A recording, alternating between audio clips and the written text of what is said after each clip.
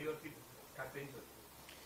बघा, सर्वात प्रथम तर BSTच्या पतपेढीची निवडणूक कालच संपन्न झाली। सकाळी 4 वाजता त्याचा निकाल लागला।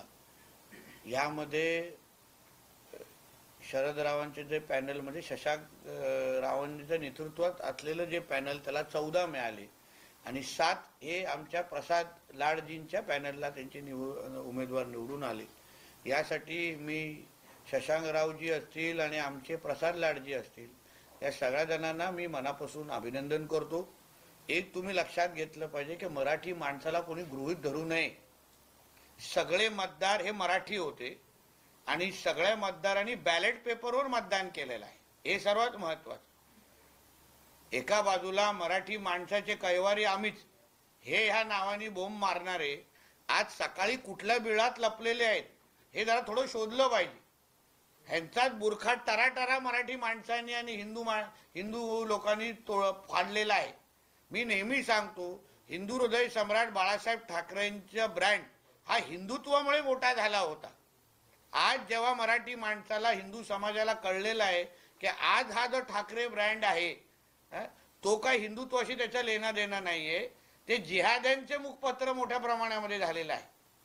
आणि म्हणून मराठी लोकांनी जेवढे मतदार 15-16 हजार मतदार ज्यांनी हे मतदान केलेलं, आता हे पण तर मराठीत होते ना। आम्ही पहिल्या दिवसापासून बोलतोय की मराठी माणूस आमच्या बाजूला, मग आम्ही काय पाकिस्तानवरून आलो होतो का?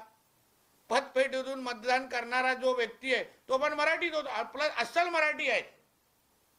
म्हणजे आता थोडी बुरखा ज्यांचा फाटलेला आहे त्यांना कळलं असेल की मुंबईतला मराठी माणूस हा महायुती बरोबर आहे, आदरणीय देवेंद्र फडणवीसांच्या नेतृत्वावर विश्वास ठेवणारा आहे, आदरणीय रवी चव्हाण साहेबांच्या नेतृत्वावर विश्वास ठेवणारा आहे, आदरणीय आशिष शेलार साहेबांच्या नेतृत्वावर विश्वास ठेवणारा आहे। आणि म्हणूनच या पद्धतीचा निकाल तुम्हाला पतपेढीतून दिसलेला आहे।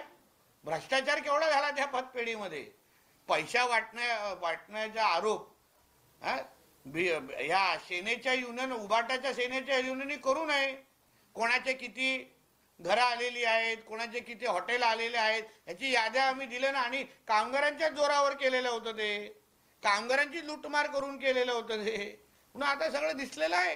या निवडणुकीच्या आधी संजय राऊत असे म्हणत होते की बघा 2 ठाकरे एकत्र आले काय होईल। आज ते म्हणतात की ठीक आहे, छोटी निवडणूक होती, आता स्थानिक स्वराज्य संस्थांमध्ये बघा बदलला काय म्हणतात? सूर बदलणार तो, कारण काय ते सूर मराठी माणसांबरोबर यांची कधी सूर मिळतच नाही। आता हिंदूंबरोबर यांचे सूर मिळतच नाही, आता यांचे सगळे उर्दूवाल्यांबरोबर सूर मिळत आहेत। आणि म्हणूनच ही अशी अवस्था होत चाललेली आहे लोकांची। तेच अगर त्यांच्या बाजूने निकाल लागला असता तर आज छातीठोक पद्धतीने सगळीकडे उड्या मारल्या असता, पण शेवटी मराठी माणूस मुंबईत।